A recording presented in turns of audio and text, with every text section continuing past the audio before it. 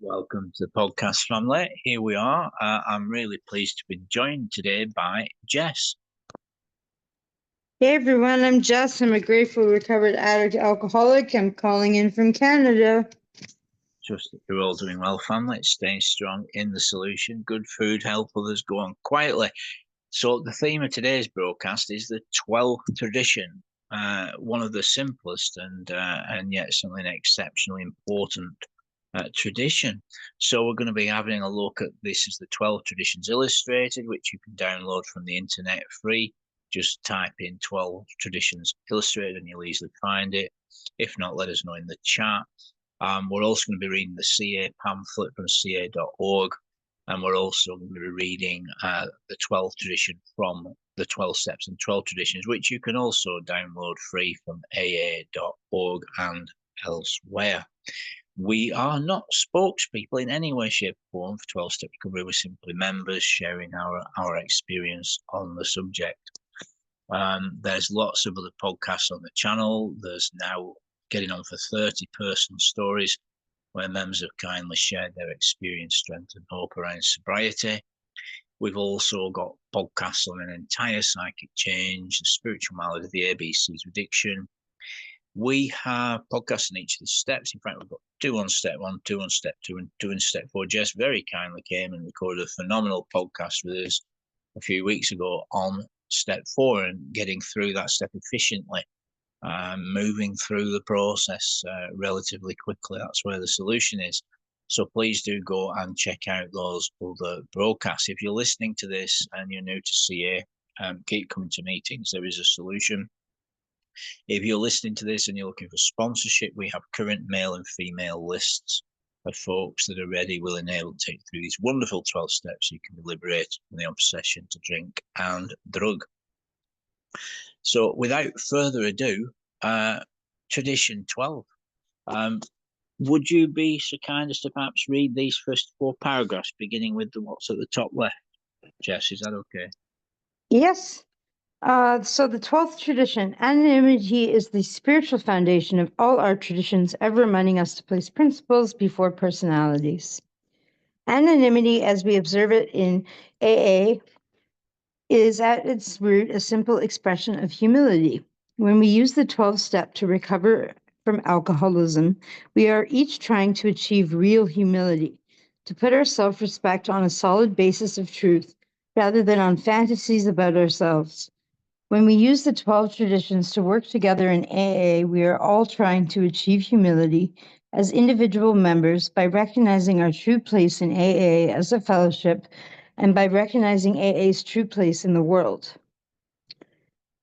Tradition 1 reminds each of us that we are not recovering on our own, that we should control our personal desires and ambitions in order to guard the unity of our group and our fellowship. We ought not, Tradition 2, fancy ourselves as big shots in AA, no matter what office we hold. All of us are just alcoholics together, and in our groups we are not entitled, Tradition 3, to rule on the qualifications of other alcoholics seeking the same help that we've had. Yes, a group needs humility too. It may make its name public, but in the spirit of anonymity, it should see the whatever group as merely part of a bigger whole, Tradition 4. Careful in every enterprise to consider the welfare of all the other groups that make up AA in both group and individual activities. We should remember what the full name of our fellowship is. It does not represent any established religion, nor is it a new religion. We are not evangelists or gurus out to save humanity. We are anonymous alcoholics trying to help other alcoholics. In the rising battle against alcoholism, we ought not let our pride in AA mislead us into linking our fellowship with other agencies in order to bid for a share in their power, prestige, and funds. If we keep Traditions 6 and 7 in mind, we will instead direct all our efforts toward AA's own unique purpose. When we go on to 12-step calls, we shouldn't tell ourselves how noble we are for doing such a valuable work without pay. The meaning of 12-step work cannot be measured in money, Tradition 8. We received advance pay for it in coin of far greater worth, our lives, our very lives. In the same tradition, it's suggested the service centre maintains AA humility by paying its employees decent wages, rather than considering AA so virtuous an outfit that employment there is a favour. When we are given special responsibilities within AA, Tradition 9 defines these as opportunities to serve, not titles to flaunt. The humility of the fellowship itself is safeguarded by Tradition 10, with the refusal to set ourselves up as general authorities, swinging our collective weight around in the public arena. We do not want to sell our programme as a surefire remedy in the extravagant terms of a promotional campaign, Tradition 11, or dramatise it by identifying noted people in AA, thereby implying that recovery has been for each of us an individual accomplishment. As Tradition 12 reminds us, we have something stronger than our human personalities to rely on. Our principles come first, and they are not our own invention. They reflect eternal spiritual values. With this tradition, both as individuals and as a fellowship, we humbly acknowledge our dependence on a power higher than ourselves. This we owe to AA, to CA's future, to place our common welfare first, to keep our fellowship united, for on CA unity depend our very lives and the lives of those to come. I'll pass the floor over to you, Jess. You want to come in? Yeah, I really love this reading because it goes over the traditions that come before and places firmly in Tradition 12. You know, it's so important that we place principles before personalities because this is not an individual effort, this recovery business. You know, we have the unity side of our triangle for a reason. Unity, service, and recovery. You know, we do this as a whole fellowship. The moment I forget that I'm alone, not alone, is the moment that I'm kind of screwed, you know?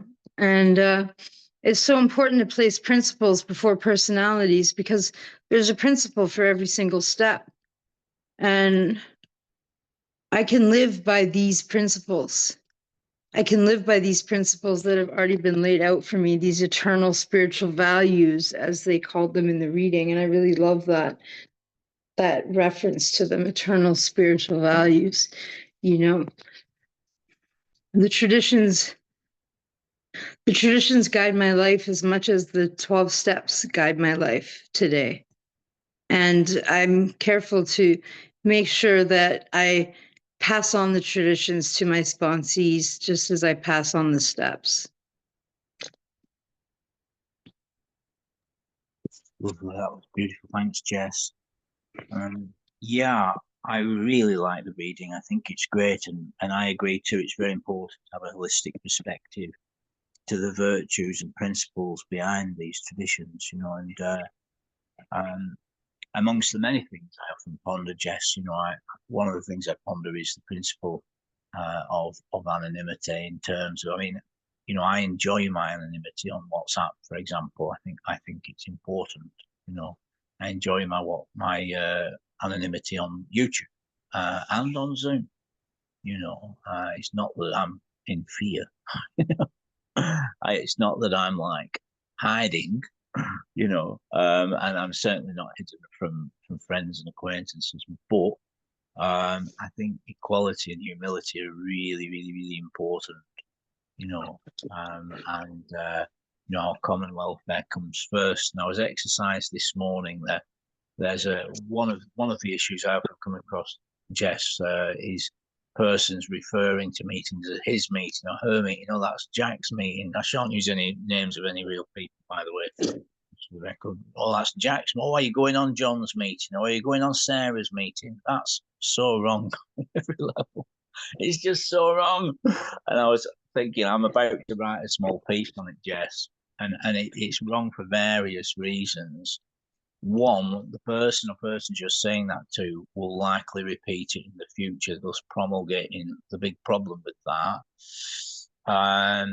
Also, it's potentially problematic for the dear trusted servant that does service in that group, because eventually someone will say, "Oh, that character," Also, it's so much against Tradition 12, the principle of equality and humility. And also, individuals do not have meetings or groups. That's not how it works at all. Groups have meetings, not individuals. There may be a prominent half a dozen or 8 folk in a group, but groups have meetings, not individuals, and various other points along those lines. I suppose that's just one example of how I see Tradition 12 ought to be applied. And it's really problematic when people repeat that, and I think it's important to mention it. And the dear individuals and newcomers, so I've decided to wait a number of weeks till he's managed to get. Well, I'm saying he's a newcomer. He's not brand new, but he's back new to sobriety. So I'm going to wait till he's got a few weeks and then gently mention it to him. That's the plan anyway. But yeah, it's a beautiful reading, and the principles of the traditions are truly wonderful. I like what it says too, the little blurb. It just says, let us remember that anonymity is about not taking credit for our recovery or the recovery of others, right? And I think that's really important. I don't go around when I share at meetings or speak being like, my name is Jess and I have 15 sponsees and it's this person, this person, this person, this person. We hear people sometimes always talking about their sponsees, and I'm sure you've heard speakers like that. And I think that's really wrong too, because something my sponsor taught me is that I'm not responsible for anyone's recovery or relapse. We all do this together.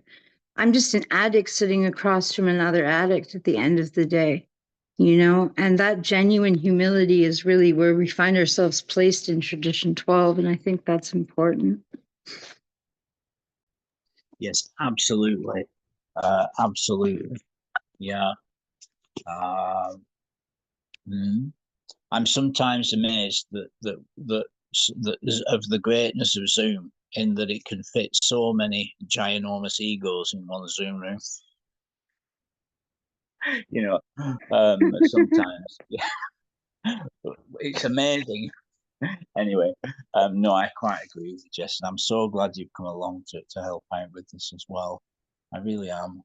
So this is ca.org, friends, and on ca.org, there is a vast variety of literature. In fact, if you have a look at the screen, you've got all this on ca.org, look. So anyone that's not had a look at all this literature that's on there, I'd heartily suggest you spend a bit of time looking at all these wonderful topics that are on ca.org, family, that God has given. But the one we're looking at is this one. So I'm just wondering if we could let me just have a look. Yeah, there's about 15 paragraphs. So we do about 7 or 8 each. Would you be so kind as to do the first 7 or so? Yeah, sure. If you've ever questioned the meaning of anonymity, perhaps this pamphlet will help. One definition of anonymous is nameless. Anonymity is vital to the continued growth and existence of Cocaine Anonymous, and the fellowship's name contains an implicit promise of privacy. By treating who we see and what we hear at our meetings as confidential, CA remains a safe place to share our experience, strength, and hope. Privacy is of the utmost importance when we first enter the fellowship. We are terrified at the thought of the family, friends, or work colleagues might find out about our addiction. As we grow in our sobriety, anonymity takes on a greater spiritual emphasis. It calls on us to act with humility, that is, to be right-sized in our opinion of ourselves and our relationship with others. As expressed in our traditions, CA's 11th tradition states our public relations policy is based on attraction rather than promotion. We need always maintain personal anonymity at the level of press, radio, television, and film. This tradition suggests that no one among us act as spokesperson for our fellowship. If we do carry out service work at the public level, we do so without making our name known. This helps protect both the fellowship and us. It protects the fellowship from being tarnished by the behavior we may engage in and protects us from grandiosity, which would harm our own recovery. We are not a secret society. On a personal level, we share our experience with those who may benefit from what we have found. Rather than promoting our solution to drugs and alcohol addiction. It is our aim when prospective fellows see how our lives have turned around that they will be attracted and inspired to join us. Within our fellowship, it is the choice of each individual whether to disclose his or her last name or share contact information. If we recognize other CA members outside of our meetings, care should be taken to avoid inadvertently breaking their anonymity in front of any non-members present. The 12th tradition of Cocaine Anonymous states anonymity is the spiritual foundation of all our traditions, ever reminding us to place principles before personalities. The spiritual principle of anonymity is humility. As we practice the 12 steps of Cocaine Anonymous, self-esteem grows and we become comfortable with ourselves. We are no longer overly concerned about how others view us. We are able to apply the principles of honesty, unselfishness, purity of motive, and love in our dealings with others, irrespective of who they are. The application of humility affords us balanced judgment and leads us to a better future. Thank you, Jess. As discussed in the CA World Service Manual, traditionally CA members have always taken care to preserve their anonymity at the public level, press, radio, television, and films. We know from experience that many people with drug problems might hesitate to turn to CA for help if they thought their problems might be discussed publicly, even inadvertently by other folk. Newcomers should be able to seek help with complete assurance that their identities will not be disclosed to anyone outside the fellowship. We believe that the concept of personal anonymity has a spiritual significance for us. It discourages the drives for personal recognition, power, prestige, or profit that have caused difficulties in some societies. Much of our relative effectiveness in working with other addicts might be impaired if we sought or accepted public recognition. While each member of CA is free to make his or her own interpretation of CA traditions, no individual is ever recognised as a spokesperson for the fellowship locally, nationally, or internationally. Each member speaks only for themselves. Cocaine Anonymous is grateful to all media for their assistance in strengthening and observing our traditions of anonymity. Periodically, the CA World Service Office sends to all major media a letter describing the tradition and asking their support in observing it. A CA member may, for various reasons, break anonymity deliberately at the public level, since that is a matter of individual choice and conscience. The fellowship as a whole has no control over such deviations from tradition. It is clear, however, that they do not have the approval of the group conscience or CA members. Additional guidance regarding anonymity and social networking may be found in the WSC Information Technology Committee Workbook Guidelines 2012. You can get that and download that from this very website, ca.org. What do you think, Jess? I think it's really good because it talks about tradition 11 and tradition 12, right? And it's really clear and simple how it's written out for people. And, it says anonymity is vital to the continued growth and existence of Cocaine Anonymous, And we've seen like troubles with people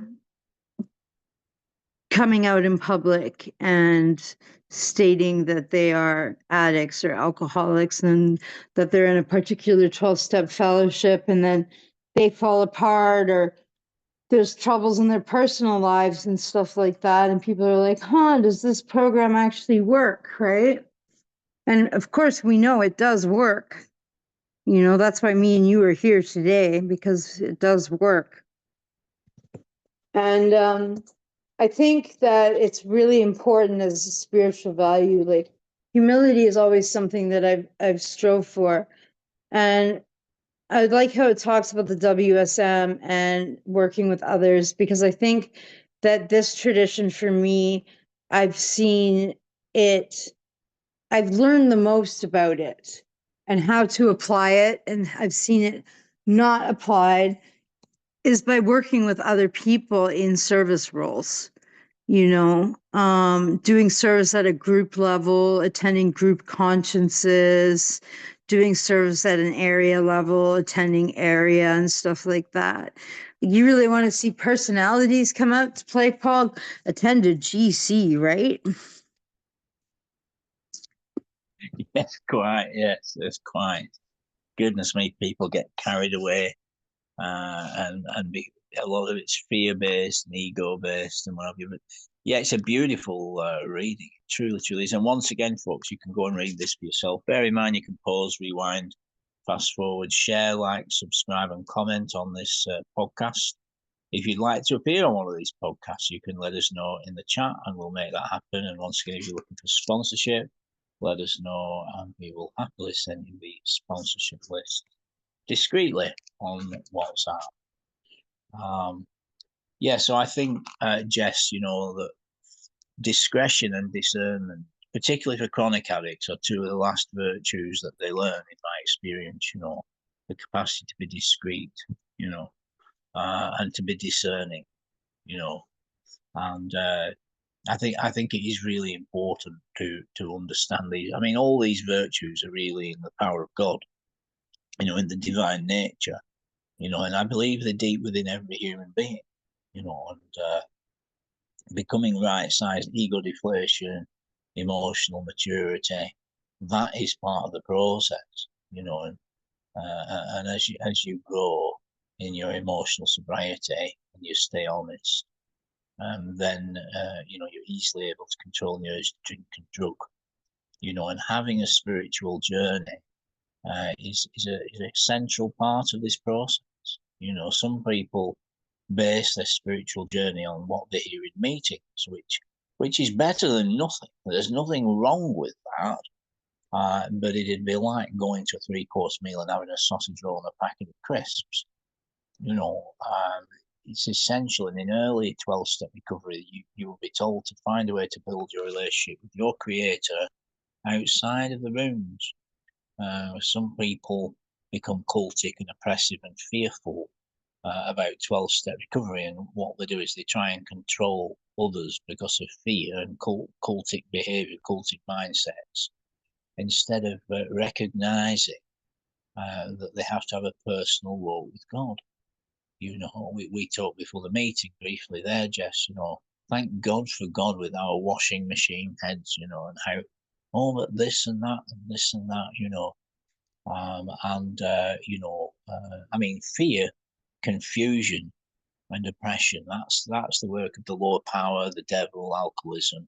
It's all about fear and accusation and depression and confusion. Whereas God is all about peace and serenity and clarity. So yeah, it's a beautiful reading. We're not a secret society, to individuals, but it is a case of humility. I think is so important. Now, this brings us to what is absolutely a masterpiece, the 12 Steps and 12 Traditions. So if there's anyone listening to this not read that, I would warmly suggest that you read it. So there's about 4 pages. What about if we do approximately a page each, Jess? Is that okay? Yeah, that sounds good, Paul. Yeah, I really love this reading in the 12 and 12. I'm a big fan of the 12 and 12, and I really like the reading on Tradition 12. So I'm glad we're reading it. All right. Anonymity is the spiritual foundation of all our traditions, ever reminding us to place principles before personalities. The spiritual substance of anonymity is sacrifice. Because AA's 12 traditions repeatedly ask us to give up personal desire for the common good, we realize that the sacrificial spirit, well symbolized by anonymity, is the foundation of them all. It is AA's proved willingness to make these sacrifices that gives people their high confidence in our future. But in the beginning, anonymity was not born of confidence. It was the child of our early fears. Our first nameless groups of alcoholics were secret societies. New prospects could find us only through a few trusted friends. The bare hint of publicity, even for our work, shocked us. Though ex-drinkers, we still thought we had to hide from public distrust and contempt. When the Big Book appeared in 1939, we called it Alcoholics Anonymous. Its foreword made this revealing statement: "It is important that we remain anonymous because we are too few at present to handle the overwhelming number of personal appeals which may result from this publication. Being mostly business or professional folk, we could not well carry on our occupations in such an event." Between these lines, it is easy to read our fear that large numbers of incoming people might break our anonymity open wide. As the AA groups multiplied, so did anonymity problems. Enthusiastic over the spectacular recovery of a brother alcoholic, we'd sometimes discuss those intimate and harrowing aspects of this case, meant for his sponsor's ear alone. The aggrieved victim would then rightly declare that his trust had been broken. When such stories got into circulation outside of AA, the loss of confidence in our anonymity promise was severe. It frequently turned people from us. Clearly, every AA member's name and story, too, had to be confidential, if he wished. This was our first lesson in the practical application of anonymity. Thank you. Okay. With characteristic intemperance, however, some of our newcomers cared not at all for secrecy. They wanted to shout AA from the housetops, and did. Alcoholics Barely Dry rushed about, bright-eyed, buttonholing anyone who would listen to their stories. Others hurried to place themselves before microphones and cameras. Sometimes they got distressingly drunk and let their groups down with a bang. They had changed from AA members into AA show-offs. This phenomenon of contrast really set us thinking. Squarely before us was the question: how anonymous should an AA member be? Our growth made it plain that we couldn't be a secret society, but it was equally plain that we couldn't be a vaudeville circuit either. The charting of a safe path between these extremes took a long time. As a rule, the average newcomer wanted his family to know immediately what he was trying to do. He also wanted to tell others who were trying to help his doctor, minister, close friends. As he gained confidence, he felt it right to explain his new way of life to his employer and business associates. When opportunities to be helpful came along, he found he could easily talk about AA to almost anyone. These quiet disclosures helped him to lose his fear of the alcoholic stigma and spread the news of AA's existence in his community. Many a new man and woman came to AA because of such conversations. Though not in the strict letter of anonymity, such communications were well within its spirit past. But it became apparent that the word-of-mouth method was too limited. Our work as such needed to be publicized. The AA groups would have to reach quickly as many despairing alcoholics as they could. Consequently, many groups began to hold meetings that were open to interested friends and the public, so that the average citizen could see for himself just what AA was all about. The response to these meetings was warmly sympathetic. Soon groups began to receive requests for AA speakers to appear before civic organizations, church groups, and medical societies. Provided anonymity was maintained on these platforms, and reporters present were cautioned against the use of names or pictures, the result was fine. Then came our first few excursions into major publicity, which were breathtaking. Cleveland's Plain Dealer articles about us ran the town's membership from a few into hundreds overnight. The news story of Mr. Rockefeller's dinner for AA helped double our total membership in a year's time. Jack Alexander's famous Sunday Evening Post piece made AA a national institution. Such tributes as these brought opportunities for still more recognition.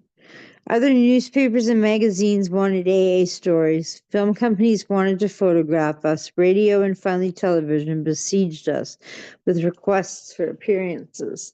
What should we do? As this tide offering top public approval swept in, we realized that it could do us incalculable good or great harm.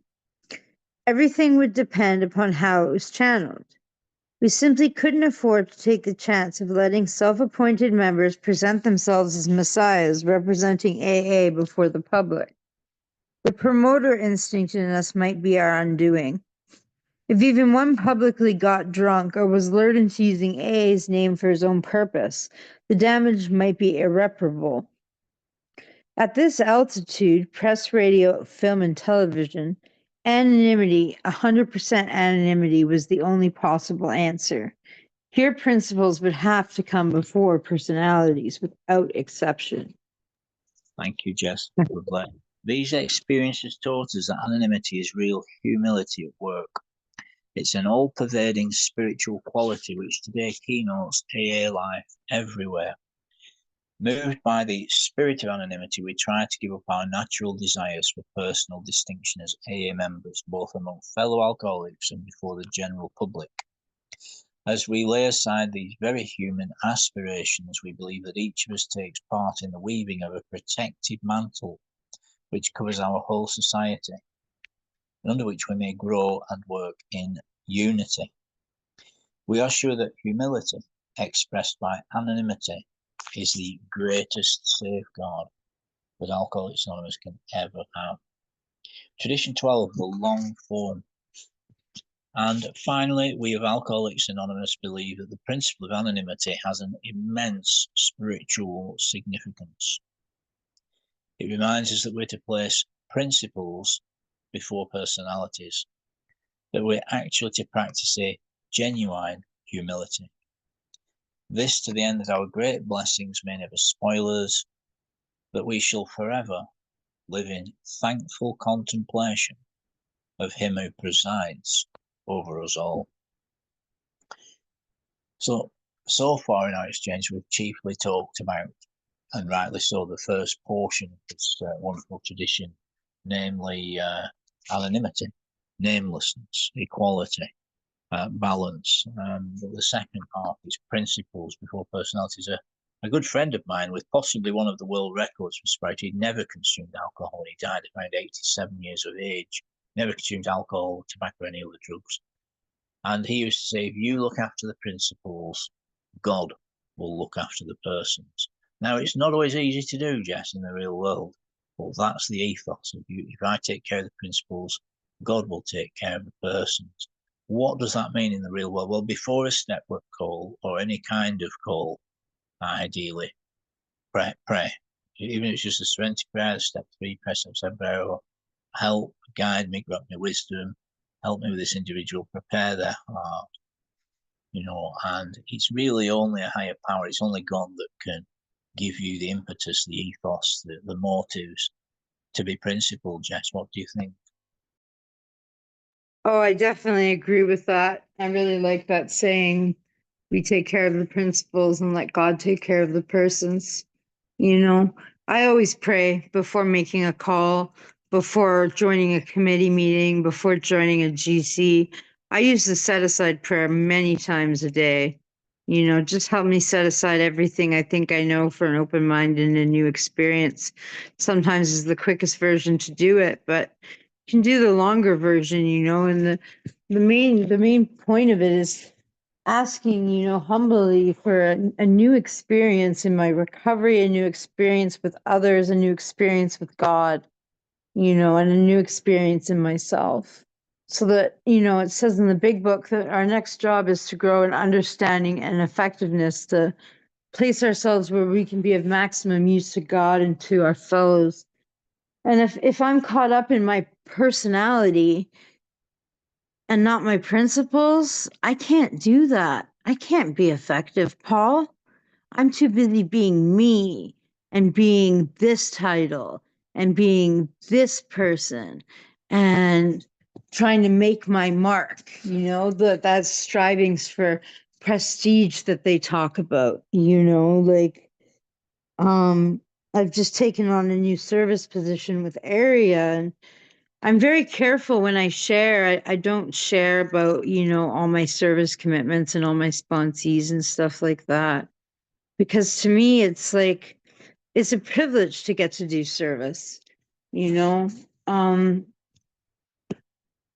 I show up humbly to do service because, God is the one who has gotten me to a point where I can be of service to this fellowship that saved my life, you know? And you really got to put your personality aside when it comes to service, when it comes to working with others effectively, and even taking that out of the fellowship and into our own personal lives. It's so helpful when you can just show up with that right sizeness, just being a person among persons, a friend among friends, like it says in the 12 and 12. It's just so much easier when you can just show up in the world like that. But it's not always easy. It's definitely a disciplined choice that I have to make every single day to practice step 12 or tradition 12, sorry. And to do my best to address it when it crops up in GCs and service meetings and in my life, with other people too. So, yeah. What are your thoughts? Yes, yes. Well, I really do think it does come down to God and higher power and the divine nature. So I mean, gratitude is simply a great attitude. That's what it is. Great attitude. Gratitude is simply the truth. When you realize that your next breath, your existence, your origins, your destination is God, is a higher power, it then naturally follows that anything good we do at any time is by grace. It's by grace, which simply means by God's loving kindness. So therefore, there isn't any room for pride or presumption or arrogance. And if there is, then we are wrong. And the bedeviled, deluded mind is always an option. The problem is not that we can't use or that we can't have a bedeviled, deluded mind. The problem is we can. There's plenty of drink and drugs out there, Jess. There's not much shortage of them. And there's no shortage of the bedeviled, deluded mind of arrogance and ego and presumption and me, look at me. Those options are there. The thing is to get through to that nightly inventory with as little on there that could be deemed offensive or negative, and some positives on there. And that's what recovery looks like, really, in the real world, I think. So it is about behaviour. And it is what we think and what we say and what we do. It really, really is chiefly about what we do. And of course, recovery is an inside job. It's an internal shift, isn't it? And it's a divine work. The program's divine power and moral psychology, And I think it's essential to learn about these traditions. That the first tradition, our common welfare comes first. Personal recovery depends on CA unity. So it doesn't particularly matter what my views are on peripheral issues. It really doesn't matter what my opinions are on other groups or what the hell they're doing.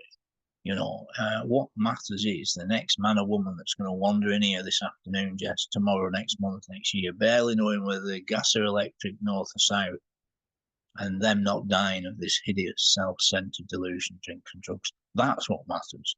And our unity is what dictates their capacity to recover. And then as you go through the traditions, for our group purpose, there's but one ultimate authority, a loving God, as he may express himself in our group conscience. All these trusted servants, they don't govern. And then you have the availability, the third tradition, for anyone to find recovery. All that's needed for membership is a desire to stop using. And then you have autonomy. Each group is completely autonomous. And then you have primary purpose, publicity, the right attitude around publicity being self-supporting. And it's wonderful, really, and to be principled I think it's so important. It's such a beautiful reading, and I'm so pleased you've come along today.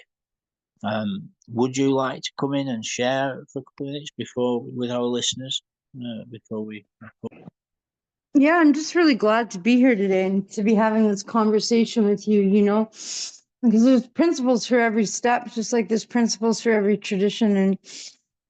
And we learned so much in this program, Paul. I mean, I didn't know what any of this stuff meant when I came in, I didn't know what humility was.